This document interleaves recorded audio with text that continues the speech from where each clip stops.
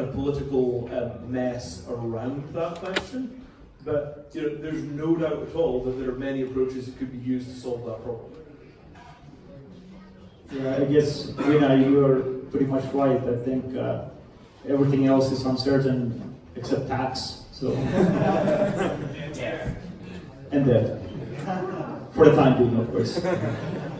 But yeah, I think this touches the whole ecosystem approach, because we started very early in 2016. We were mainly at 2017 at the beginning, and we kind of were there alone. We had a bunch of users that we tried to explain like what kind of lending model we have and how the crypto-backed loans work. And kind of like what MakerDAO did us with DAI is that basically we have now stable value that users can basically lend and borrow. And that's a good example of how projects can work with each other. And probably at some point, Aragon will fix our governance system, and probably will bring more liquidity with the real assets. So this is why it's so amazing. I met one person today, actually. He's building some sort of interest rate swap between the MakerDAO CDPs and Edland, because MakerDAO has basically variable interest rate as well, and we have fixed. So you can build a lot of crazy things, and those are kind of pretty fascinating, at least for me. I will move into a bit more focused questions for all of our panelists, but I invite all of you to participate as well and give your point of view and debate on them on the responses. So this one is for you, Vinay. Would decentralized finance simplify global assets transactions between two parties? If so, how, and will it empower more ownership of one's assets? So we have a term that we use inside of Ethereum called fiat asset. And this is quite helpful because it's not clear until you think about it that assets, right, your phone, your house, your car, whatever, actually are more or less created as property by the state, right? What makes a thing property is that a government will enforce your right to that thing, and that's what makes it property. If it doesn't have that attribute, it's just stuff. Right? And like the wall of the sea, if you find something floating in the middle of the ocean, you can pick it up and now it's yours. But there's nothing like that in society where you just see it on the street. It belongs to somebody. And that entire ownership framework is created by the government in the same way that fiat currency is created by the government. So we call this kind of stuff fiat property, right? Fiat property and crypto property operate under completely different assumptions. Fiat property assumes the nation state. Crypto property assumes a single global network. It's two completely different geographies of property. And arbitraging between those geographies of property, so you take physical property, you translate it into the network layer, you move it across the network layer, and then you translate it back into fiat property on the other end. That ability to do basically bridging of property across jurisdictions is going to be pivotal to building the global society that works like a global society. And those rails where you could do the international transfer of property across the network, that's where you put things like your carbon taxes and your anti-slavery legislation and all the rest of that stuff. You build it into the transfer mechanisms so that nobody can take dirty assets from one jurisdiction and launder them somewhere else. There's an enormous possibility for us to take hold of international asset transfer, not just financial assets, but the houses, the cars, the trade finance, the jet planes, the tons of titanium, the actual physical machinery of trade. If we build the ethical frameworks for the handling of those assets at a higher standard than the nation-state assets, we could potentially wind up cleaning up the world in a really direct way, and that's a fantastic step for us as an industry. Right? We don't want to be replicating the kind of rat hole financial model that gave us tax havens and all of the world's toxic garbage winding up in China. We want to use the transparency of the blockchain to enforce higher ethical standards than the ethical standards of the rest of the world, and then we pull people with us as they globalize. Woo. Any one of you would like to add something? That's tokenizing the world, huh? Yeah, and I would actually say and where does it actually translate into direct value, not only for the countries to translate this asset, it's also that you can start providing finance and lending and just financial possibilities in general to people who previously didn't have them. So I totally agree, you know, if you can create this like unified model where everything is just like accepted as exactly what it is, then you actually will see like no standards in terms of like financial possibilities depending on like location or, you know, country, yeah, which is same location, but you know, it really, you don't need to have these like specific like regional things, which is something we see a lot in the financial system today. So I totally agree, like this would be like, you know, of course like the dream for all of us. But what it also unlocks is just not only like the ethical standard of the assets, it also unlocks the possibility for us to provide like permissionless lending, because it really shouldn't matter where you're from or your current location, or especially like how can an asset like differentiate from country to country, right? This is something we see in like a lot of the financial industries today. For example, in like trade finance, in the Western countries, you can get trade finance very, very easily. In a lot of like the Eastern countries, like in Eastern Europe, and also like the South America, like Africa, trade finance, like financial possibilities on unpaid invoices, for example, it's just nearly impossible. We had meetings with like very large international organizations who trying to like fix these things, but like the local banks is deemed too risky, even though the asset is more or less the same. The only difference is just like this asset is in Armenia and the other asset is in Denmark. And this just shouldn't be the case, right? It's like completely ludicrous that, you know, financial organizations and like countries should be able to like go in and like exclude people from access to possibilities just depending on location. I mean, it's almost like the same issue like if you were having a race, right? I mean, it just doesn't make sense. It shouldn't be like that. So this is also some of the things that will like automatically, hopefully, come with the thing that Vinay says, that we can have like an international recognized system where everything will be valued like equally and not just dependent on like where it's from or like who had it previously, right? Everything should be valued equally. Yeah, and a lot of this is just bad habits, right? If you've got an institution that's run by a bunch of, you know, mid-50s executives that have done that stuff the same way since the fall of the Berlin Wall, they're not going to change their mind about how the world should work at that age, right? And there's just a real problem that the world moves much faster than the staff inside of big, old, heavy organizations. You know, it really is just that the people won't change their mind about how the world works after they get to about 45. And you know, you come in with a You're all about that, right? Well, I got it right the first time. You know, I mean, my first year being paid in anonymous digital cash was 1999. I spent an entire year living on e-gold. And you know, it just turns out that I made the right bet when I was young. For the people that made the bet on the status quo when they were that age, they're sitting there completely bewildered because you do lose mental flexibility as you age, what you gain is expertise. And the way that the world changes is that young people take power. You know, you look at the regular financial system, it's run by guys my age that have had really boring, well-organized lives. They're not lunatics like I am. And you ask them to change their mind about whether you can lend to Romania or whether Africa is a great place to do business, they're incapable of changing their minds. Right? Because it's not the job of middle-aged people or old people to change their minds. It's their job to know what happened and not to make the same mistakes they made when they were 30. Right?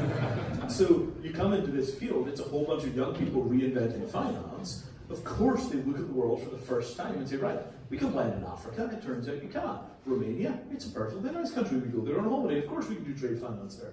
It really is just that people make up their minds about how the world works when they're young, and then when they're old, they just keep repeating the same patterns. And that's the momentum of the world. And the financial system really hates giving young people enormous amounts of money to manage.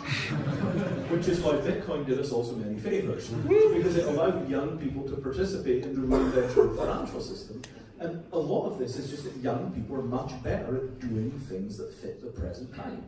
Old people really do live in the past. And when you redesign the financial system, you actually you get better results. So here's a... Wait, hang on, we got one guy. Oh, you'll leave it for Q&A at the end. No,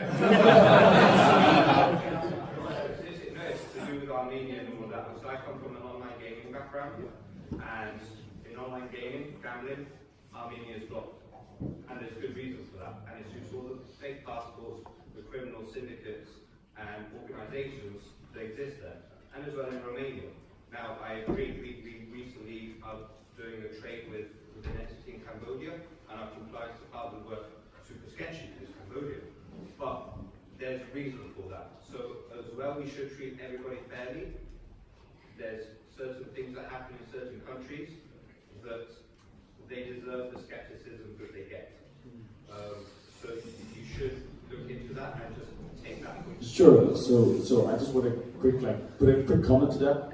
So the reason why we specifically look into Armenia is actually because the World Bank came and visited us last week, and specifically we were talking with the World Bank about Armenia, and it is the fact that, like, of course you have scams.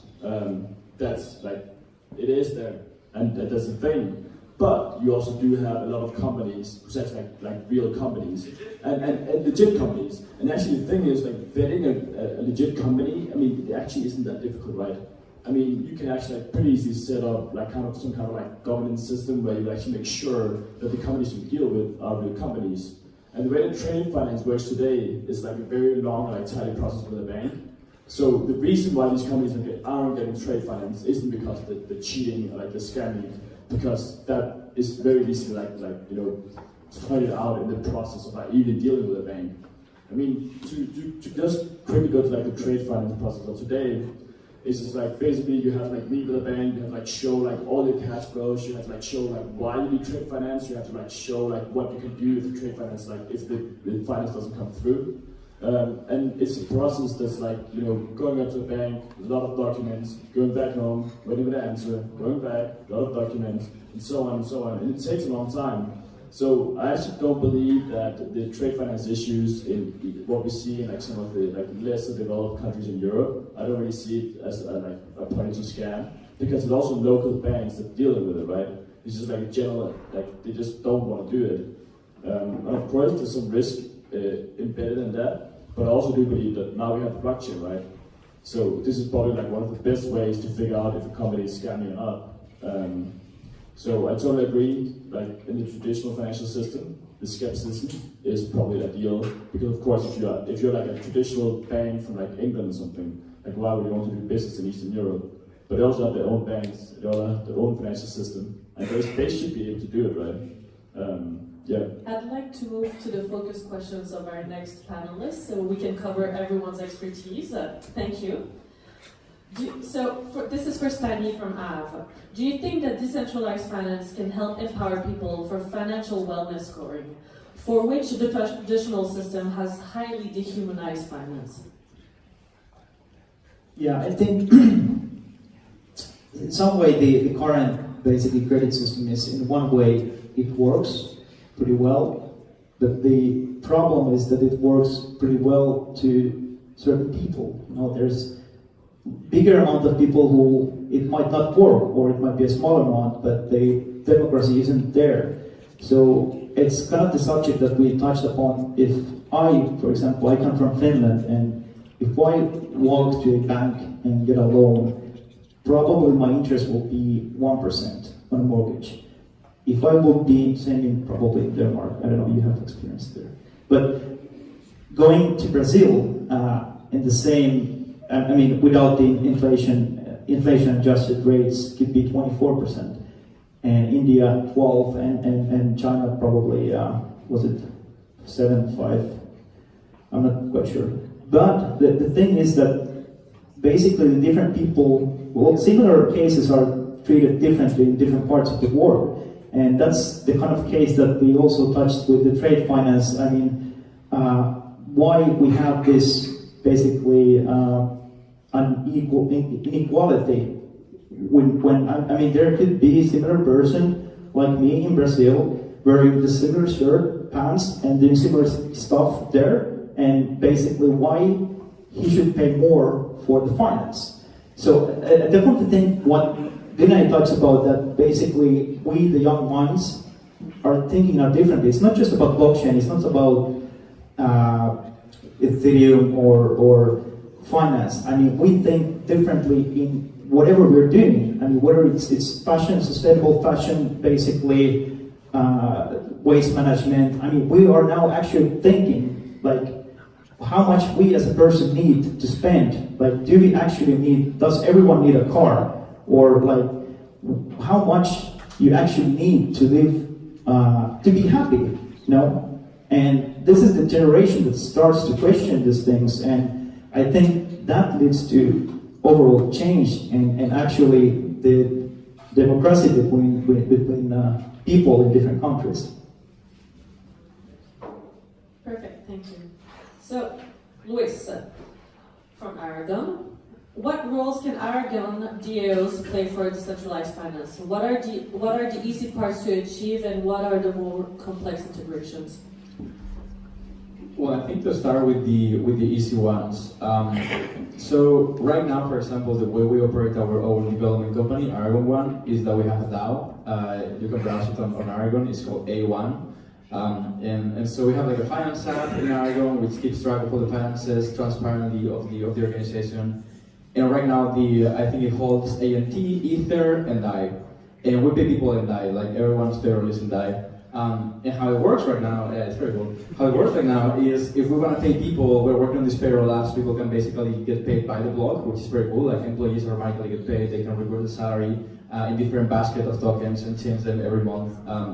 But then if I want to, for example, take money out to our bank account, what I have to do today is take the DAI out to my personal address. Obviously the company trusts me, but it is not like that in every single company. Because I could like buy, I don't know, whatever with it. And then with the DAI, I go to Uniswap or some decentralized exchange that for ETH, send that to an exchange, sell that, send that to the bank, which is very clunky. And what I would love to see is something, and also doesn't work for every single situation. Imagine you have like a network of people that are coordinating for like a single particular issue, like an activism network, for example, and they want to change that to ETH, for example, to pay for their gas fees, like their boarding costs or whatever. You don't want to trust a single address with money. You want the DAO, the decentralized organization, to directly interact with a decentralized exchange to exchange that DAI for ETH. And so we're working on something called the ANT app, which basically allows the decentralized organization to interact with third-party contracts as the organization itself. So you basically be like, hey, I'm part of this organization, I want to propose that we exchange DAI for ETH using Uniswap, and then people would vote, or whatever governance process the organization has, and if the voting passes, then the organization actually calls Uniswap and says, hey, I want to exchange DAI, take my DAI, give me ETH. And that makes it very easy for large numbers of people, or even small numbers, to organize across organizations and use decentralized finance for whatever, decentralized exchanges or just DAI. Open a CDP, you can have a collaborative CDP with the rest of your peers, for example. So that is very cool, and that's very easy to implement. And then for the hard part, I think right now we are building decentralized finance because the D stands for that. But what is a dirty little secret is that most of these protocols have upgradability mechanisms to fix bugs and do enhancements.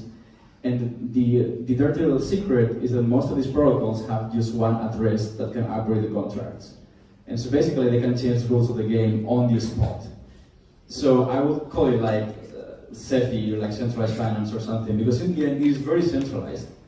And so I think if we put that in the hands of the community, so, you know, think about what MakerDAO is doing with DAI. It's actually one of the few projects that actually has that DAO in place, so people can vote on changes of parameters and also the upgrades of the smart contracts.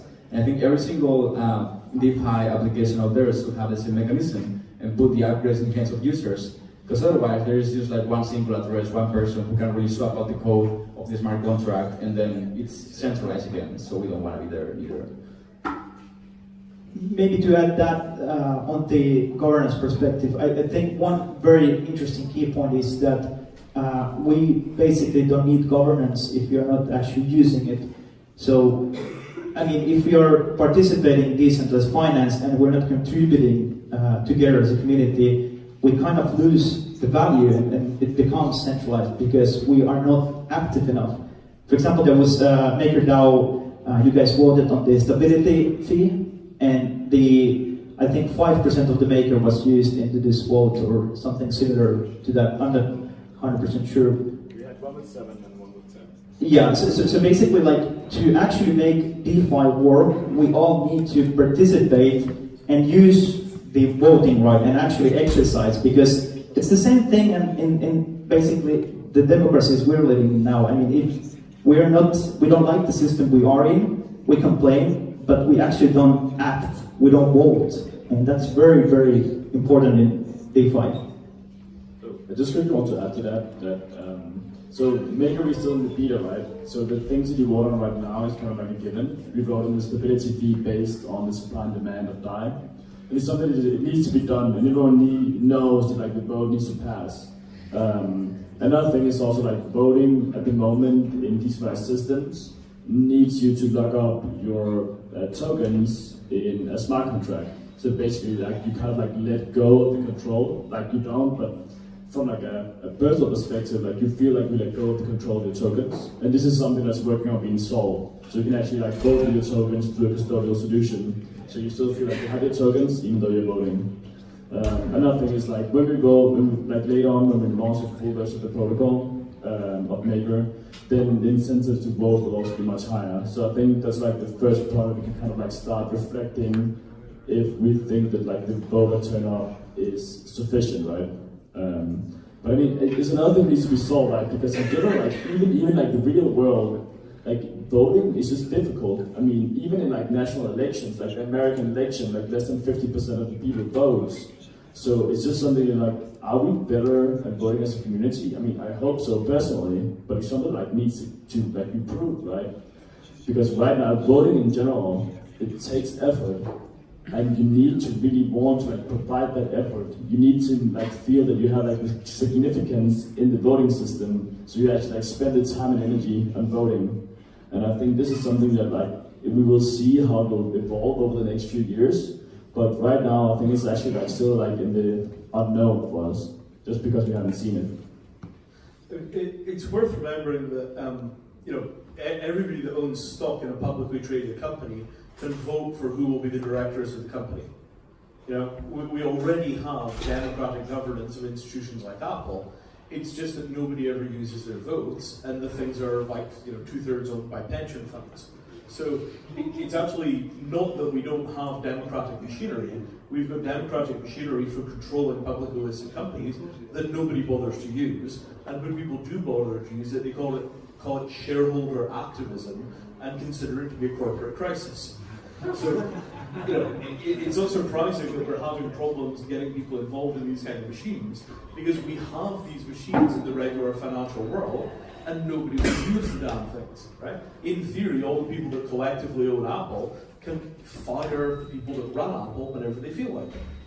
You know, the regular financial system has most of this machinery, but the transaction costs of using the machinery are so high that people won't use it, right? I don't think we're going to see massive public participation in these kind of systems until that participation is automated, right? You give a piece of software an analysis of your values, it then votes on your behalf, and we just automate the voting protocols. And that's a few years out, right? It's still kind of an AI problem, but I don't think until we automate morality, we're going to get human beings to express their morality. We have to have it be that you just check in once, and then the damn thing does it for you, because we're just too lazy to participate. That doesn't mean that we can't build machines to automate participation, like sensible people would do. Exactly. I think to close off on like an optimist note, I completely agree with like machines helping us vote. That's gonna be like a thing in like 3 to 2 years. Two things that we're working on right now to improve voting, because obviously like it sucks, it's terrible user experience. One of them is delegation. I think that would really help. Use like delegating, use one hope, use to someone else, to a co-op you trust, to a political party sort of thing that you trust or whatever. And I think we're going to see political parties like campaigning for like crypto networks. I think that's going to happen for sure. And the second one is cost. Right now it costs to vote, even if it's like 2 cents or 20 cents, no one wants to pay to vote. So we're working on this system that I think we're going to roll out during the year, which basically allows almost unlimited free voting using some off-chain scalability. And so it's literally like sending a message. Like you literally click a button, send a message, it's done. So I think that will really help, you know, take that participation at least to like 20, in our case, 20%. The last AEP vote had 7, I think. So maybe we're targeting 20, 25. That would be like my hope if we make it very seamless. Thank you. So a question for you, Gustav, from Maker. Open finance is an important topic and dialogue held by Maker. CDPs are changing the supply structure of Ethereum, and decentralized finance are creating a demand for Ether. how do you foresee the near future for Ether? How of makers' influence on the Ethereum supply, totality, and its influence on the DeFi movement? Yeah, so I mean, I think we're in like a pretty special situation, right? Because we actually hold like our own responsibility in terms of like the Ethereum system. We currently hold a little bit over than 2% of the Ethereum supply in our smart contracts. And I do know that like people have expressed like worries about this because like what if we blow up, right? But also for us as a project, I mean, being that exposed to like one collateral type is also extremely risky, right? And we managed to maintain stability even when Ethereum dropped over 90% since we launched. Which was super heroic, by the way. Yeah, I mean, it's like the best stress test, right? I mean, you know, it's really like, okay, the system can handle like extreme volatility even over like very prolonged periods of time. Massive success. So we are very happy about that. But also, I mean, I do know that there's some people at Maker, especially our CFO, who doesn't sleep very well at night, just because, you know, it's like no one actually knows what will happen with the price of Ethereum, right? And I mean, I think at this point, I mean, we have seen like a little bit of stability between 100 and 150 US dollars per ETH. And I think most of us in this room are probably like positive about it now, including myself. But either way, I mean, whether it's us being exposed to Ethereum or the Ethereum community being exposed to us, we really want this to move to another place, right? We want this to move to a place where neither of us are dependent on the other. So later this year, we're launching multi-collateral DAI, where we will open up for any type of USC trading token to be used as collateral. And this is not only limited to crypto tokens, but also will be real world assets, if you can put it like that, to be tokenized and to be used as collateral. So I think that we will see a natural movement in the DeFi space to move a little bit away from Ethereum and just in general like crypto assets. Because, okay, so to be honest, right, I mean, we're a lot of people here today, a lot of people at EthCC, but we're still pretty small, right? I mean, if you look at the total market cap of crypto, we're like at what, like 110 or 120 billion, depending on the day, depending on the price. And this is like the volume of like one bank, the market cap of like one bank. And like if we need to scale, we need to go out and we need to actually interact with the real world. We need to put real world assets on chain. This is what Rene is doing. And then we as DeFi protocols, we just need to adopt those assets so we can actually like bridge the decentralized world with the traditional world or the centralized world. Because I mean, I don't think that we will see anything in the near future that will be able to create that amount of value on chain so we can be completely decentralized. Because I mean, if we look at the way that traditional assets work, there's just like no way to make, you know, like a private house, a home decentralized. I mean, you just need to have someone who owns it, right? I mean, you can probably make like a property or like a building complex decentralized, something like that. It could happen, but there's just so many use cases where like decentralization is like just clearing out a possibility. So I think like us bridging ourselves to the real world, like the traditional world, is something that just needs to be done. And this of course also means that we need to comply with all regulation of the real world. And this is something that, you know, is going to be very, very difficult. It will take a lot of resources, but I do believe that as soon as we kind of like manage to cross the bridge and enter, you know, and make the decentralized world that we have here, like the DeFi finance, be able to bridge that to traditional assets with regulation, I just think that's where scalability just instantly will snap for us, right? We'll be able to instantly onboard, like the amount of value we can put on chain will just be like something we have never seen before. And this is something I'm very, very excited about. And this is something that we are working like very closely with companies like Ethereum, where we is at. We're working very closely with these companies because we just know that like, even if we got like our entire Ethereum supply in our smart contracts, it wouldn't even get us close to where we want to be. So we do actually need traditional assets. And I mean, this is very simple, right? Like Ethereum is basically cash. DAI is basically cash, and you don't want to borrow your DAI into existence of cash. You want to borrow DAI into existence of houses, cars, freight pallets full of titanium. You know, it's like the 1770s banking system, where all money was borrowed into existence against hard assets. We used to have a resource-based economy, and that's essentially what's going to be created by MakerDAO. Once you can take physical assets and put them into the Maker system, you're bootstrapping a resource-based economy directly inside of the crypto ecosystem. And the crypto world is the cash component, but cash is only ever a few percent of the total volume of assets inside of society. I think, Thomas, you can probably give us numbers on that. If you want to know more about this, ask him. But the cash reserve that we've got of $100 billion or whatever in the crypto ecosystem could be connected to $1 trillion of assets in the physical world, and that's how we're going to bootstrap a resource-based economy right inside of the real world.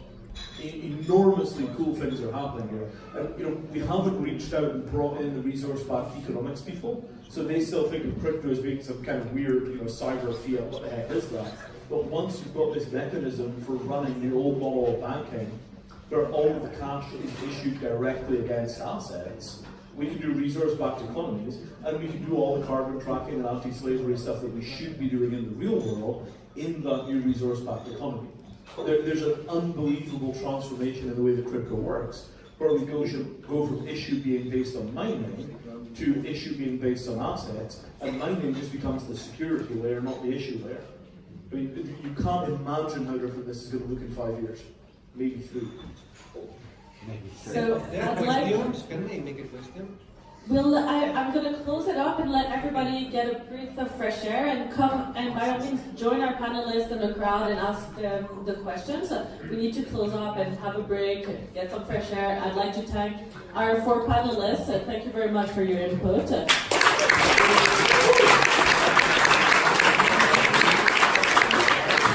And I'd like to leave all of you with a question to think about and to network